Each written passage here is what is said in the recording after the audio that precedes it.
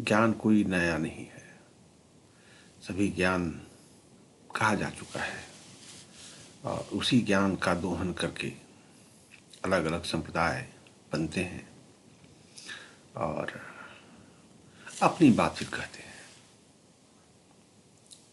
और वो उनका आधार वो कहीं न कहीं जो मूल शास्त्र हैं वही रहते हैं, उसकी ही कुछ करप्ट व्याख्या है करके कोई संप्रदाय बनता है। कोई इसीलिए संप्रदाय बनते हैं और बिगड़ते हैं, संप्रदाय नष्ट होते हैं, संप्रदायों में ही अनेक संप्रदाय बनते हैं। ये सब करप्शन है। क्या है ये? करप्शन, विकृतियाँ हैं। मूल चेतना की, मूल शब्दों की, मूल जो जो ऋषियों द्वारा कहे गए सत्य हैं, उन सत्यों की करप्शन से और उन करप्शन की उन्हीं विकृतियों की देन संप्रदाय है। उन संप्रदायों के देवता भी उन्हीं की विकृतियाँ हैं, उन्हीं के विकृत स्वरूप है, फॉर्म है। और ऐसे तो 160 करोड़ लोग हैं, तो 160 करोड़ संप्रदाय बन सकते हैं। जैसे हम महिम्न स्तोत्र में ये बात कही गई है। महिम्न स्तोत्र में रुचिनाम वैचित्र्या दुर्जकुटिलाना पथजुषाम नृणामेको गम्यस्तु में सिपाय सामवर्णने। अनेक हे शिव, अनेक प्रकार की नदियाँ अनेक मार्गों से होती हुई आप में ही मिल जाती हैं। जाना तो समुद्र तक ही है। मार्ग 160 करोड़ हो सकते हैं, जितने मनुष्य हैं उतने मार्ग हो सकते हैं। ठीक है, उसमें कुछ गिरोह भी बन जाते हैं, तो संप्रदाय बना लेते हैं और संप्रदाय बना करके फिर जनता को कई बार कई संप्रदाय अंधेरे में भी गिरा देते हैं। जैसे आधुनिक समय में बहुत से संप्रदाय हुए, खाई में गिराने वाले बहुत से संप्रदाय हुए। जो संप्रदाय में जो उसका गुरु था, वो गुरु खुद ही भगवान बन गया ना। स्वामीनारायण संप्रदाय में क्या है, वो पहले पंडित जी थे, फिर बाद में मठाधीश बने, फिर मठाधीश से उन्होंने संप्रदाय बनाया, फिर संप्रदाय से वो भगवान खुद बन गए। ठीक है, खैर हम आज जो है गोपाल एक नए उपनिषदों को देखिए कि जो वेद हैं 4, उसकी प्रमुख उपनिषदें ही हैं जिनकी व्याख्या जो श्रेष्ठाचार्यों ने उन्हीं की व्याख्या की। आदि शंकराचार्य ने वही 12 उपनिषद है, उनकी व्याख्या उन्हीं का भाष्य उन्होंने किया। वो जानते थे कि सब करप्शन है, उसी में से निकला हुआ, उसी का रिपीटिशन है, अलग अलग ढंग से अपना रिपीट कर लिया गया है उसको। ठीक है, रिपीटिशन उसी का है, बात उसी श्रुति की जाएगी वहाँ। लेकिन रिपीटिशन अपने नाम रख लिया वहाँ। ब्रह्म का नाम है तो कृष्ण नाम रख लेंगे, ब्रह्म का जहाँ नाम है वहाँ राम नाम रख देंगे। नहीं करेंगे, उनके पास अपनी मेधा भी नहीं है। ठीक है, तो अभी हम जो चर्चा करने जा रहे हैं वो है गोपाल तापनीय उपनिषद। ये वैष्णव का अपना एक उपनिषद है जो मध्ययुग वगैरह में कहीं भी लिखी गई होगी और उसको फिर प्रक्षिप्त कर देते। अच्छा, जो लिख देते हैं वो वेदों में डाल देते हैं पीछे परिशिष्ट भाग में, फिर कहते हैं कि वेदों का हिस्सा है। ठीक है, 108 उपनिषदें, 200-250 उपनिषदें हैं, सबको वेदों का हिस्सा बनाते बताते रहते हैं, उसी में से अपना संप्रदाय निकालते रहते हैं। ठीक है, तो हाँ, इसमें गोपाल तापनीय उपनिषद में कुछ अच्छी बात, मजेदार बात थी, इसलिए मैंने इसको उठाया। उसमें प्रसंग है उसके उत्तर भाग में कि एक गंधर्वी थी वृंदावन में, ब्रज क्षेत्र में, मथुरा में। तो गंधर्वी कृष्ण की उपासक थी। तो कृष्ण से उसने पूछा, कृष्ण के साथ रात बिताया उसने पूछा कृष्ण से कि हम किन ब्राह्मणों को दान करें जिससे हमें पुण्य की प्राप्ति हो, उन्हें भोजन खिलाए करें। तो कृष्ण ने कहा कि दुर्वासा को खिलाओ भोजन, उनको दान करो। तो उसकी दुर्वासा जी तो यमुना के उस पार रहते हैं, कैसे जाए यमुना के उस पार हम। तो कृष्ण कहते हैं कि यमुना को बोलो कि ब्रह्मचारी कृष्ण यदि ब्रह्मचारी, कृष्ण यदि ब्रह्मचारी हैं तो मुझे रास्ता दो, तो तुमको जमुना रास्ता दे देगी। तो वो गंधर्वी अपनी सहेलियों के साथ जाती है और जमुना को कहती है कि यदि कृष्ण ब्रह्मचारी हैं तो तुम मुझे रास्ता दे दो। तो जमुना रास्ता दे देती है और वो उस पार जाती हैं और दुर्वासा ऋषि को खीर आदि, पायसम आदि खिलाती है।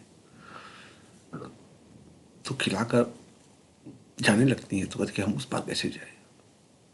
तो दुर्वासा ऋषि कहते हैं कि जमुना से कहना कि यदि दुर्वासा ऋषि दुर्वा घास पर जिंदा है तो मुझे रास्ता दे दे।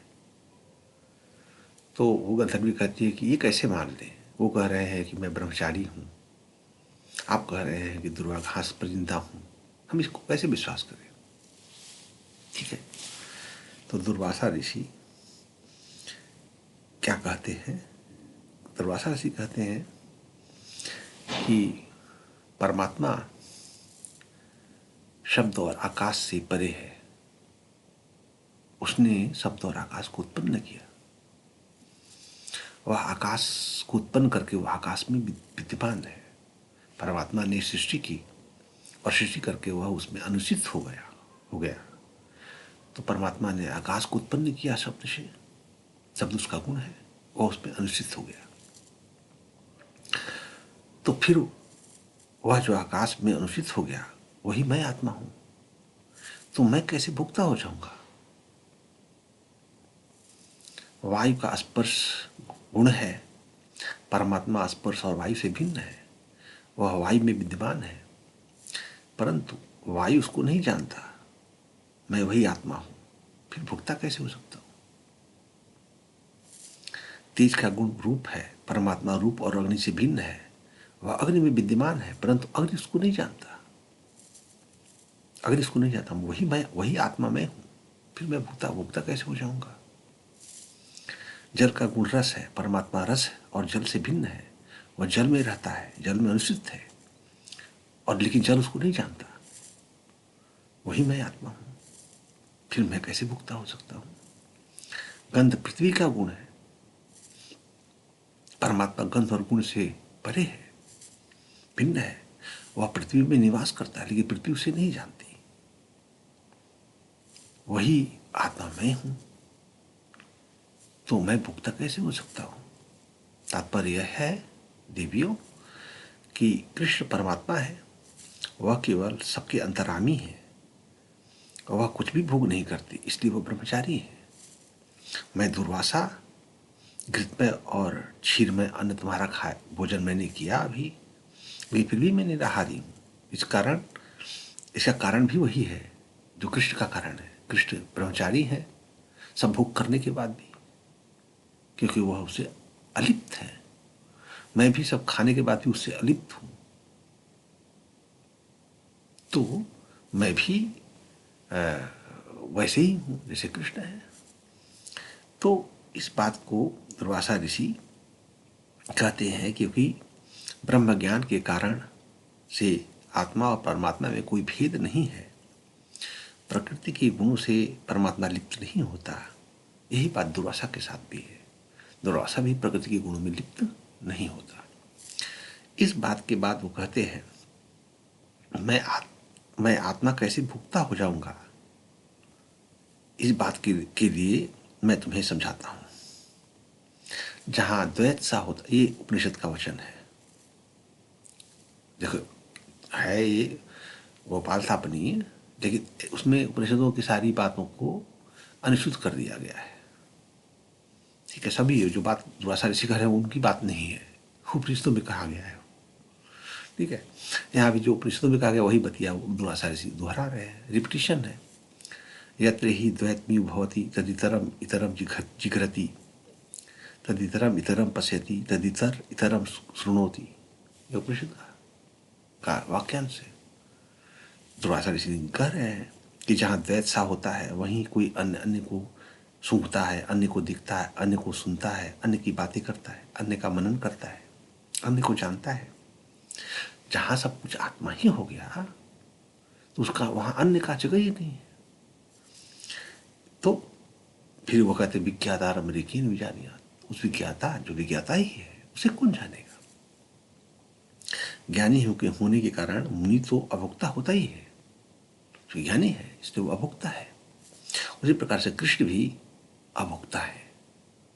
फिर वहाँ मुंडक उपनिषद के तीसरे मुंडक का के मंत्र का भी दुर्वासा ऋषि स्मरण करते हैं और उनको बताते हैं, दो सुपूर्णा भवतो ब्रह्मणो हम संभूतस्थि तरो भुक्ता भवती अन्यो ही साक्षी भवती थी। कहते हैं कि यह जो है, यह शरीर जो है, देह जो है अश्वत्थ वृक्ष के समान है। इसमें दोनों ही रहते हैं, परमात्मा भी रहता है और आत्मा भी रहता है, जीवात्मा भी रहता है। लेकिन परमात्मा उसमें रहते हुए भी उसका भोग नहीं करता। उस देह पर बैठ करके जो पीपल उसका फल है उसका भोग नहीं करता, क्योंकि वो ज्ञान संपन्न है, अपने ऐश्वर्य में बैठा है, स्थित है, ज्ञान ऐश्वर्य में स्थित है, सबका वो प्रेरक है वहां बैठ करके। लेकिन वो जीवात्मा है, सुख दुख भोगता है, पीपल का फल खाता है, मीठे कटु फल खा करके सुख दुख भोगता रहता है। यही बात वो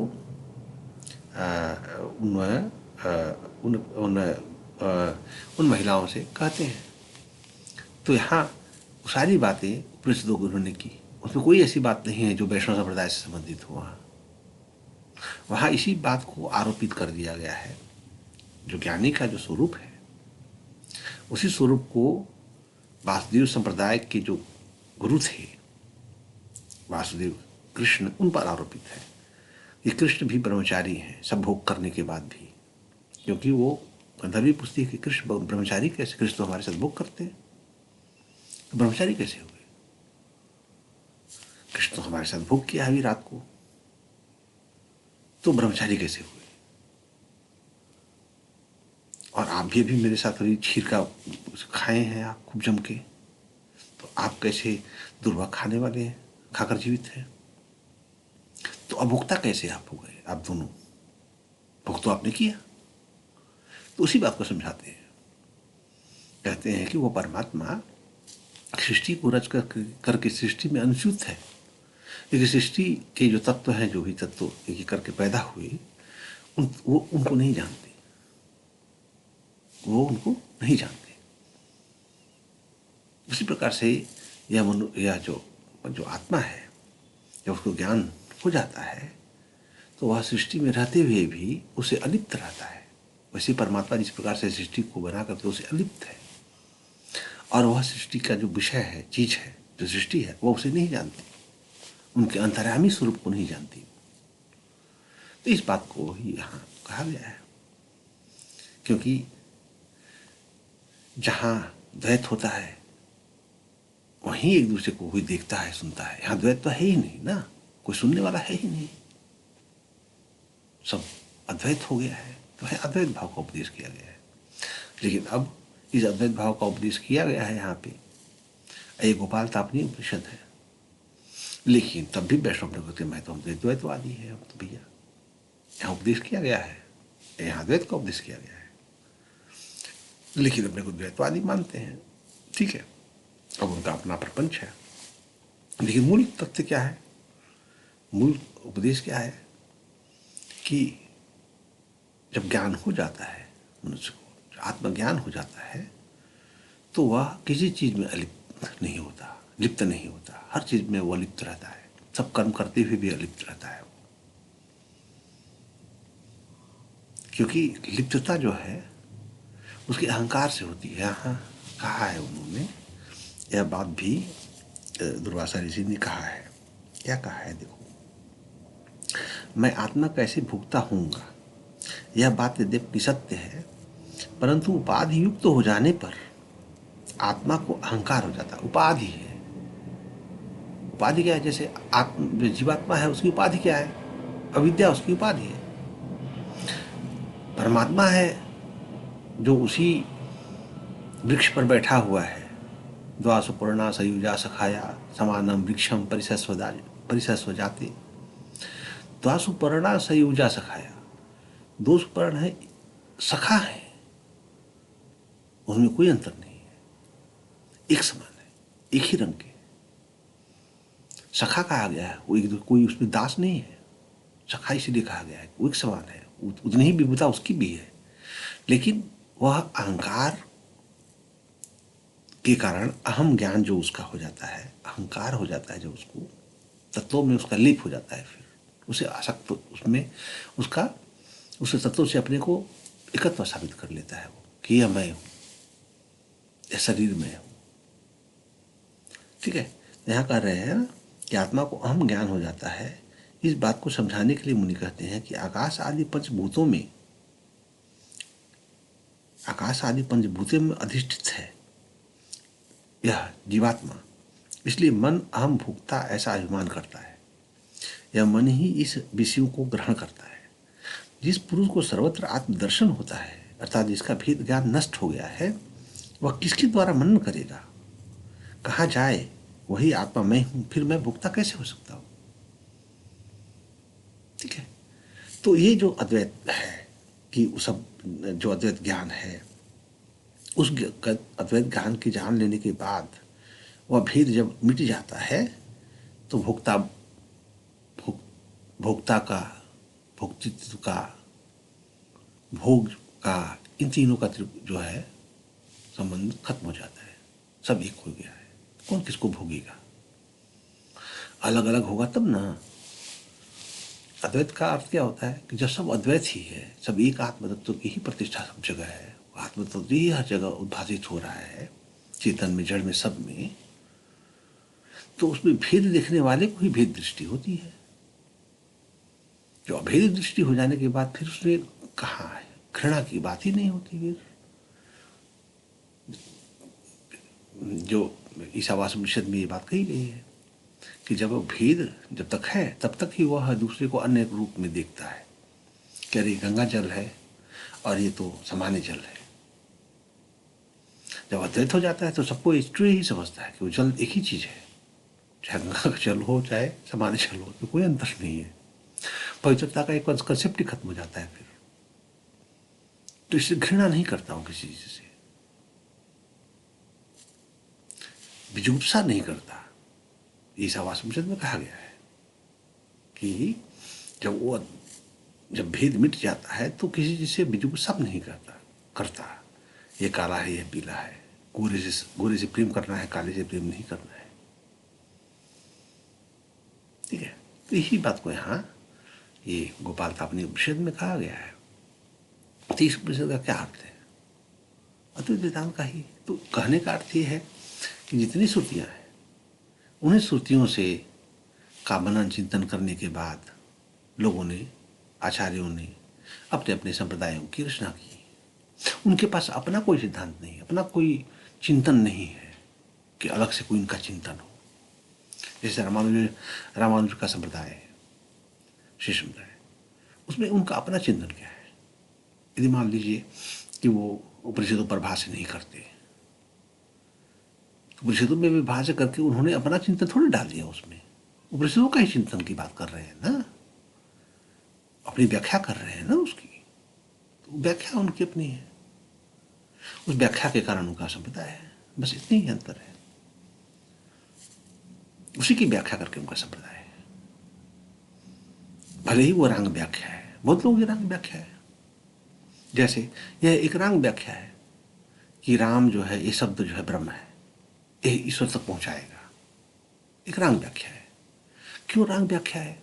इसलिए कि कोई भी श्रुति ऐसी नहीं कहती कि राम ईश्वर का नाम है, इसलिए एक सांप्रदायिक नाम है। ये संप्रदाय की व्याख्या है, संप्रदाय कह रहा है ये बात, और लोगों को कन्विंस कर रहा है और कह रहा है कि देखो इसका इंटरप्रिटेशन करने से भगवान को प्राप्त हो जाएंगे, जबकि कोई श्रुति नहीं कहती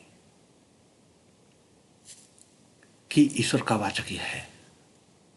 ईसावाप जैसे पतंजलि योग सूत्र में है, तस्य वाचक प्रणव, उसका वाचक, उस परमात्मा का वाचक कौन है? प्रणव है, ओंकार है। लेकिन ये जनता कोई कन्विंस कर रहे हैं कि नहीं, राम उसका वाचक है, क्योंकि उनका संप्रदाय है, संप्रदाय में देवता जो है उनका उन्होंने बनाया है, जो उसका राम नाम है, उसका नाम राम है, और उसी को भगवान मान रहे हैं।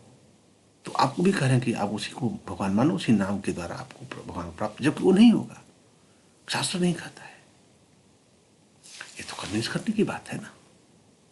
तो यही चीज यहाँ इस उपनिषद में, छोटी सी उपनिषद में ये बात, छोटी सी चीज थी, वहां ये बात कहा गया कि कृष्ण भी उसी ज्ञानी के समान है जितना दुरासा मुनि है, जिस प्रकार के जितना ज्ञान संपन्न है उतने ही ज्ञान संपन्न कृष्ण भी है। दोनों में कोई भेद नहीं है। जबकि कृष्ण को ईश्वर माना जा रहा है और वो ऋषि है, लेकिन भेद दोनों में नहीं, दोनों एक ही स्तर पर खड़े हैं। तो एक ये जीवात्मा हो गया, मान लीजिए, उदाहरण ले लीजिए, मुंडक उपनिषद का उदाहरण ले लीजिए, 10 सुपर्णा, 2 सुपर्ण की, एक सुपर्ण ये हो गया दुरासा ऋषि, दूसरी सुपर्ण ईश्वर रूपी कृष्ण उस पार हो गए, और दोनों एक ही धरातल पकड़े हैं, क्योंकि इनको भी ज्ञान उतना ही है जितना उसको ज्ञान है। अपने स्वरूप का ज्ञान इनको भी हो गया है, उनको भी हो गया है, तो दोनों एक समान हो गया है। इसीलिए मुंडक उपनिषद के दूसरे सूत्र में ये बात कही गई है कि जब वह उनको देखता है, उनके स्वरूप का चिंतन करता है, उसे उसके स्वरूप का, तो वह भी वैसा ही हो जाता है और सभी सुखों से परे चला जाता है। यही बात है।